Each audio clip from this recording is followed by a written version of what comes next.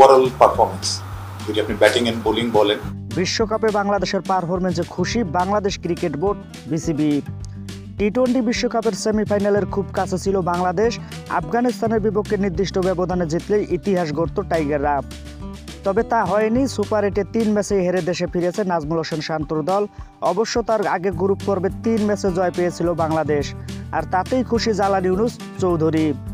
বিশ্বকাপে টাইগারদের পারফরমেন্স নিয়ে বিসিবির ক্রিকেট অপারেশন বিভাগের প্রধান বলেন, বিশ্বকাপে আমাদের টার্গেট ছিল সুপার 8-এ খেলা। আমরা টার্গেট অ্যাচিভ করতে পেরেছি, তার জন্য সবাই খুশি। বাংলাদেশে যে 3 ম্যাচ জিতেছে তার সবকটিতেই বড় অবদান ছিল বোলারদের। এক তহিদ হৃদয় ছাড়া আর কোনো ব্যাটারই বলার মতো কোনো রান করতে পারেননি। ব্যাটারদের এমন ব্যর্থতার কারণ খুঁজবে বাংলাদেশ ক্রিকেট বোর্ড বিসিবি। এ প্রসঙ্গে জালাল বলেন, টপ অর্ডার টানা ব্যর্থ হয়েছে বলেই আমরা ব্যাটিংয়ে ভালো করতে পারিনি। ব্যাটিংয়ে এভাবে ফেল করতে আমি কখনোই দেখিনি। হয়তো একজন করেছে আর একজন ওই জায়গায় গিয়ে কাভার দিয়েছে।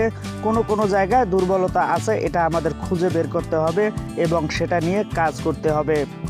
পুরো আসরে দুর্দান্ত ছিলেন রিশাদ হোসেন। এই তরুণকে নিয়ে জালাল ইউনুস বলেন, দুর্দান্ত বোলিং করেছে আমাদের পেসার ও স্পিনাররা।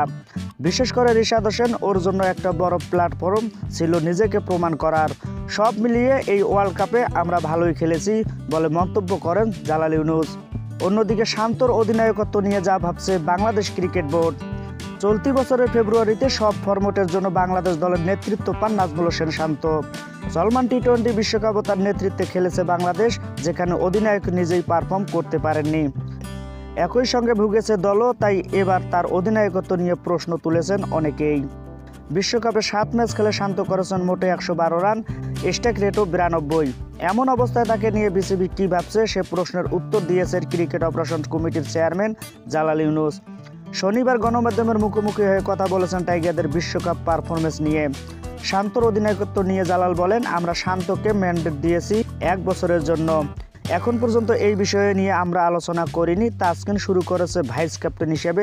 আমার মনে হয় সে সামনে থেকে নেতৃত্ব দিতে পারে, কিন্তু এই মুহূর্তে অধিনায়ক পরিবর্তন হবে কিনা, ভবিষ্যতে হবে কিনা এ বিষয়ে নিয়ে আমি আলোচনা করতে পারবো না।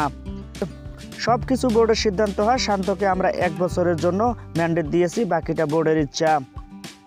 টি-20 বিশ্বকাপে পারফর্ম করতে ব্যর্থ হয়েছেন সাকিব আল হাসান এবং মাহমুদুল্লাহ রিয়াদের মতো অভিজ্ঞতা। এই 2 সিনিয়র ক্রিকেটারকে নিয়ে জালাল ইউনুস বলেন, সাকিব মাহমুদুল্লাহ কারো নাম নিয়ে বলছি না, যারা পারফর্ম করে সামনে আসবে তারাই খেলবে।